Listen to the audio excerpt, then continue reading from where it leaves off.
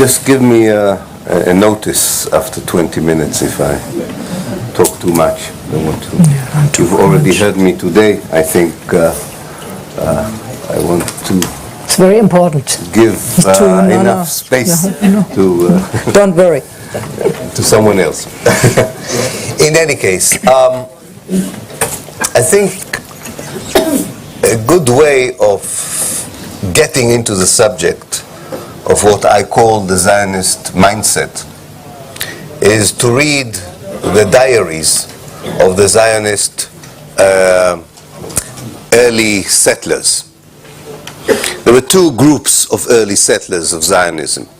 The first, who came in the late 19th century, were more classical colonialist type of settlers.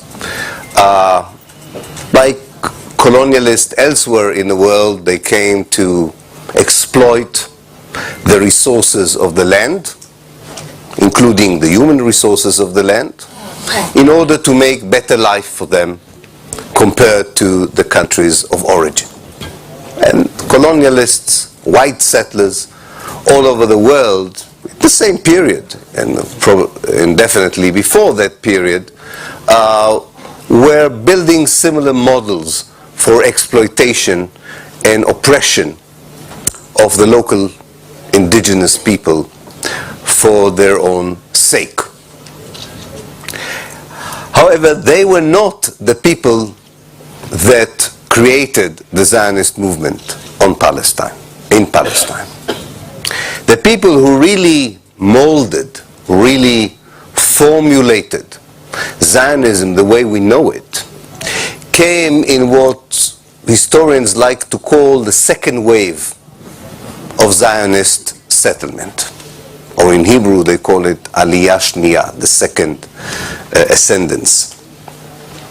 They came after 1905, after the failure of the first attempt of the Bolshevik movement to topple the Tsarist regime in Russia. And many of them were revolutionaries at heart, who believed up to 1905 that the international revolution would provide a solution to what they called the Jewish problem in Eastern Europe. But the failure of that revolution, or that coup, has moved them into the direction of nationalism. And they were very poor compared to the early settlers, the second wave, very poor, and had very little money on them when they arrived in the port of Jaffa.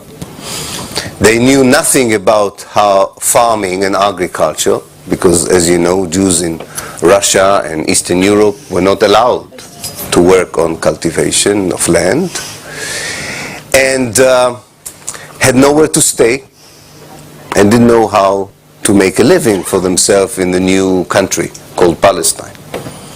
So they were very lucky that the local Palestinians hosted them, offered them a place to sleep, a little bit of food, and when they stayed long enough, also taught them how to cultivate the land and how to shepherd the herds and how to become sort of children of the new country. But at night, these settlers, under the candlelight, wrote diaries. They were obsessive diarists. They wrote a lot of, every day they wrote in a diary, which is good for the historian. They wrote about everything. A mosquito bite, they didn't sleep well, a lot about the women they didn't like, the women didn't like the men didn't like the men. But there is nothing that escaped the diary.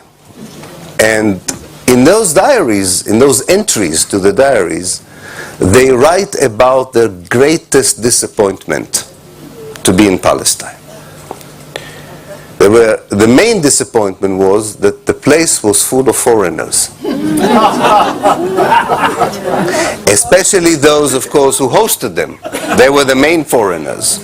And they were saying in their diaries, and I'm staying tonight in the house of one of these foreigners. And you have to understand this mindset. The mindset is, and hasn't changed, It hasn't changed. There were two disappointments here, to a certain extent. One was that most of them believed the propaganda that Palestine was an empty space, that it was a land without people, waiting for people without land. They really believed it.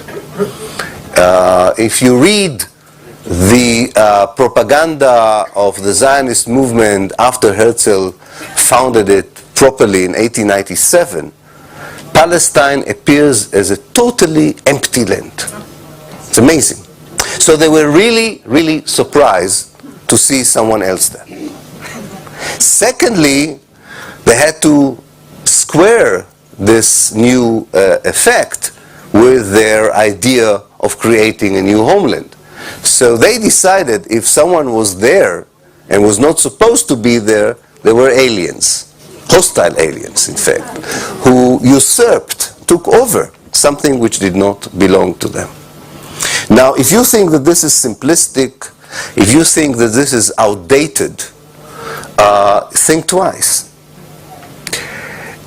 The most important tool for studying the Arab-Israeli conflict in the United States of America today, whether it is in high school or colleges or in the universities, is an atlas called the Atlas of the Arab-Israeli Conflict, which was written by one of Britain's leading professors called Martin Gilbert. I think it's already in its 12th edition, right?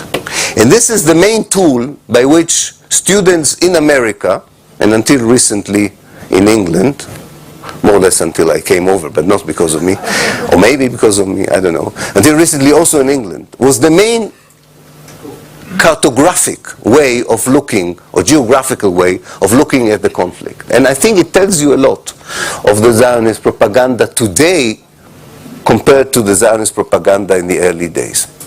Martin Gilbert's atlas has, as I say, is a professional tool that most academics in America use in order to understand the history of Palestine. Okay? The first map is Palestine during the biblical times, days of the Bible. The second map is Palestine during the Roman time, at the time that the Jews allegedly were expelled by the Romans. The third map is the Crusader. The fourth map is the first Zionist settlement in 1882, which means that between 70 AD, or between the time of Christ, till the late 19th century, nothing happened in Palestine, because it was empty, because there were no people there. And this mindset is still there in Israel. This is Zionism for me.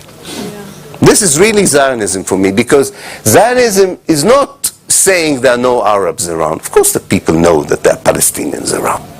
They are now, as Ali said today, they are half of the population of Manda, what used to be historical Palestine, today are Palestinians. So you don't deal with a Jewish community that doesn't know that Palestinians exist. But the whole effort is on two levels. One is to make the Palestinians evaporate, disappear, so that we can go back to the land without people. Or, if you cannot do this, imagine that they are not there. Now, how can you imagine that they are not there? You can build a wall. Many people think wrongly that the wall is meant mainly to enclave the Palestinians. But this is the wall that you are familiar with, the apartheid wall, inside the West Bank and between the West Bank, is not the only wall in Israel. Most of the Jewish well-off communities in Israel that are near Palestinian villages have high walls, higher than the segregation wall. If you have a high wall, you are in a land without people, for the people without land. And this is the two ways that Zionism is operating. Now, what wrongly is called in Germany the Zionist left, or the peace camp in Israel, are the people who live in these gated communities. And they are really minimalists. They are minimalists. They want only a small part of Palestine, it's true, provided it's purely Jewish. This is Meretz. This is the Peace Now movement in Israel. This is probably the worst kind of Zionist manifestation of goodwill that we have. This is the idea, and I know these are my friends. I came from this milieu, so I know exactly what I'm talking about. This is the kind of people who are very nice, and they are really nice. You know them. You adore them in Germany. You give A, B, C, D, E, F, H, Yehoshua, and Amos, Oz. You give them prizes, although they are horrible writers, but that's another issue. But you give them prizes like as if they have written the Bible, the Quran, and the New Testament together, and all these human creations are nothing compared to their amazing stories. It's just watching the the Goethe Prize, I think, that or the other ones that you are bestowing on these mediocre writers is one of the most embarrassing human ceremonies to watch. But nevertheless, that's a German problem, and that's your idea of culture after the Second World War. Sorry? German loves prizes. Yeah, they love prizes. So you have to deal with what is German culture today. It's it's another victim of, I think, the Holocaust and the Nazi era, but I won't go into it without being too offensive about it. Now, this is very important to understand, because humanly speaking, this minimalist Zionist approach was within the Zionist movement from the very early period. Just give us a little piece of Palestine. And it sounded so convincing. We are willing, in 1936, this peace movement within Zionism said, you know, 1/3 of Palestine, that's all we want. But of course with no Arabs in it. And this didn't seem racist to anyone. It seemed like, these are amazing people. Look, all they want is 1/3. And then, and this is the inner logic of peace Zionists, or what I call diet Zionists. This is like Diet Coke. It's Zionism without the cocaine. The logic is, when I offered the Palestinian in the 30s 70%, and they said no, of course it doesn't stand to reason that I would offer them again only 70%. They have to learn a lesson, because they're Arabs, and they're a bit like children. So we have to be a bit didactic with them. Since they did not accept the 70%, we're now offering them 60%. But the Palestinian movement being an anti-colonialist movement, which is something difficult for Europeans to grasp, because there are many Muslims among the Palestinians. And the Muslim anti-colonialist movement is not like Che Guevara and the people that people like here as anti-colonialists. They don't have these cigars and barrettes, and they shave, or if they don't shave, they have proper beards. So they don't fit well into this anti-colonialist image. You can't sort of put them on big posters, right? Imagine Yasser Arafat on a t-shirt like Che Guevara. It doesn't work. So people forget that actually they are an anti-colonialist movement. They are not different from any other movement that the left has cherished in many ways. And therefore, when this movement says rightly, 40% of our homeland is something a proper anti-colonialist movement cannot accept. Under any conditions, it cannot accept that 60% of its homeland would be in the hand of a colonialist movement. Then comes the third wave, and you're offered 40%, and I don't have to tell you, you know the story. I think we have to focus on that mechanism, because as I said this morning, the sort of mainstream Zionist approach, and definitely the right-wing Zionist approach, is very transparent. And it's a waste of time in this milieu where we're sitting here together as friends to say to you why the present Israeli government represents a kind of Zionism that we should not accept and detest and abhor. That's an easy one. Even the Kadima Likud government, or the Kadima Labour government that did the 2006 second assault on Lebanon, or the Gaza massacre, it's not something we should waste time on explaining why this is a bunch of criminals and so on, and we should oppose them and so on. I think our real problem are not these people. Because these people would do the job for us at a very heavy price, I know, a very heavy price. But they would do the job for us, I mean, by the fact that they are not sophisticated, it's not complicated to explain why they are criminals and why their policies are war crimes or crimes against humanity. Our problem comes, and this is the Obama, with this I would end, this is the Obama administration. This is the left wing in Germany. This is the good people on the left in the United Kingdom and even in Scandinavia. Our problem would be that people would say, we want to replace the present horrible Israeli government with an Israeli peace government on the left, on the Zionist left. And the Zionist left would come to the podium and say, yes, forget about the bad days of the Likud, of the right wing. We are not like them. We want a smaller Jewish state without Arabs, not a big Jewish state without Arabs. And they will get the Nobel Peace Prize. The first thing that they will get will be the Nobel Peace Prize. And the second thing that they will get the immunity, because exactly, unlike the people on the left and the center and the right in Israel, they don't talk much. They do.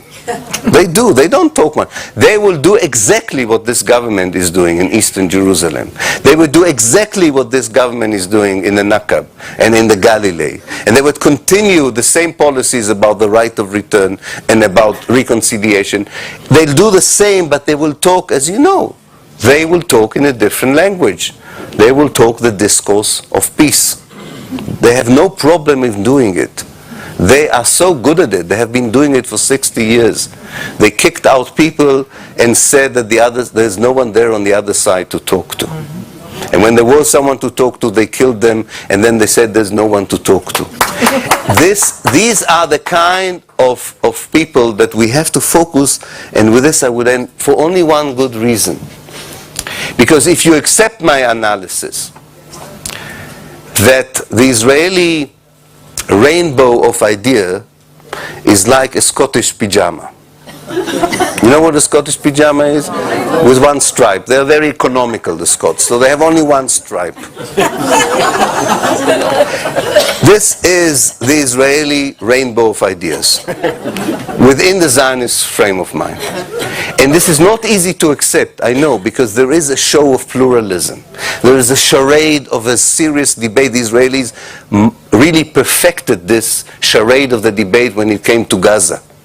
The painful Israeli inner debate about taking out the settlements into new kind of settlements near the Gaza Strip, where they talked about when a settler said that she was put in a 5-star hotel in Ashkelon and it was near the railway station, so it reminded her of Auschwitz. This is the kind of thing that would be most difficult to fight in the social democratic milieu of Germany and of Europe. And in order to fight it properly, we have to go back to the basics. And to come back to what I said this morning, and with this I would end. I really think that you don't have to feel at all timid or frightened by making a very basic human distinction between political organizations and human beings. I'm sure in any other case in the world you do very easily this distinction. You don't feel that you have violated any terrible taboo by saying that the political organization does not represent people. When you talk about Myanmar and you talk about the Burmese people, you don't think that you are talking about the same thing. When you talk about all kinds of other regimes that you don't like, you know that you are not talking generally about the people who live there. Israel is not different. Israel is not different. And it's okay. You know, I was asked I was told that Jeff Alper was saying that there were some good Zionists and bad Zionists and so on. There are no good Zionists. That's an oxymoron. There can be good Zionists. There can be well-meaning Zionists, I accept. There can be well-meaning Zionists, but it's like well-meaning racists. There are like apartheid people with good intentions. Some things, language, as I think Ali said to us, that language tolerates everything. But that doesn't mean that everything that the language tolerates makes sense. So, yes, there are people living in Israel who are nice, generous, peace-loving, Jewish, progressive, whatever you want. But as long as they are loyal to this ideology, the way they explain to you their ideology. Of course, there isn't an objective definition, but the way they understand it, which is the way that they educate their children. This is the way in which they understand the role of the army and the military in their society. And this is the way as they accept for granted and without any question the basic decisions of their political and military elites. When you take this into account, there is nothing positive about it. And you should negate it and not accept it in its totality. Not play with it. And you are doing a very important, or you are carrying out a very important mission for the people themselves. And I tell Israelis whenever they want to hear me that they don't know what they are missing. I know. I said, you don't know what you're missing when you be deprogrammed. I told them how long, and this is my book, Out of the Frame. I told them how long it took me to be deprogrammed. And I said, you don't understand the sensation. If you think you need LSD, or you need to drink a lot, or to hear the rabbis, or whatever makes you kick in Israel, you don't know what you're missing. You can do the trip that I did, and you will feel so good with yourself, like very, very few people around the world. I'm serious about it, because once you liberate yourself from an ideology that was sacred in your eyes, and made you do things that you regret, once you are on the other side of the mirror, you feel something that you almost feel fortunate to be able to experience such a journey. I think very religious people maybe sometimes experience it when they have an epiphany or revelation. I'm not very religious, so I don't know what it means, but I know what it means in my case. And so if you have any problems with telling Israelis that they should stop being Zionists, including those you like in the Zionist left camp, tell them to walk the extra mile, whether they are rabbis for peace, or DJs for peace, or transvestites for peace, or I don't know what, milkmen for peace. Israelis have all these they like to fragment the peace movement. They like to fragment the peace movement, makes it easier for them. Instead of saying, we are anti-Zionists for peace, for instance. That would be the real, genuine Israeli movement for peace. If you tell them, believe me, you are sending them on the best journey in their life. Thank you.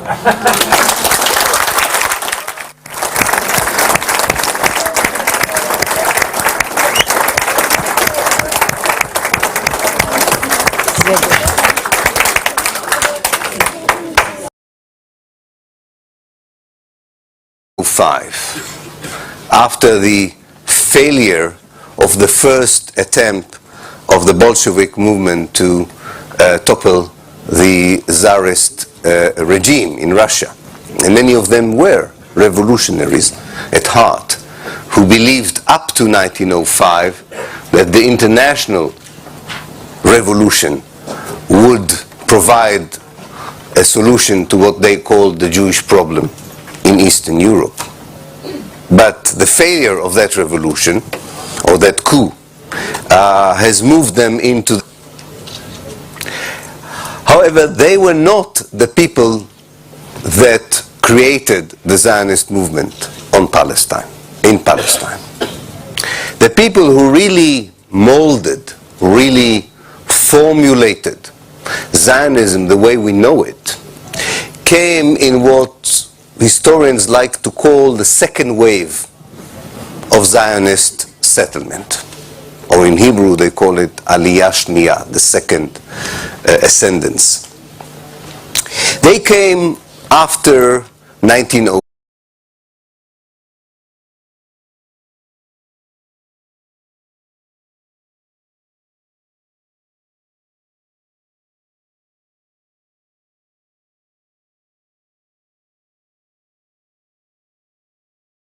just give me a notice after 20 minutes if I talk too much. I don't want to. Yeah, You've already heard me today. I think I want to. It's very important. Give enough space to. Don't worry. To someone else. They came to exploit the resources of the land, including the human resources of the land, in order to make better life for them compared to the countries of origin. And colonialists, white settlers all over the world, the same period, and definitely before that period, were building similar models for exploitation and oppression of the local indigenous people for their own sake. In any case, I think a good way of getting into the subject of what I call the Zionist mindset is to read the diaries of the Zionist early settlers. There were two groups of early settlers of Zionism. The first, who came in the late 19th century, were more classical colonialist type of settlers. Like colonialists elsewhere in the world,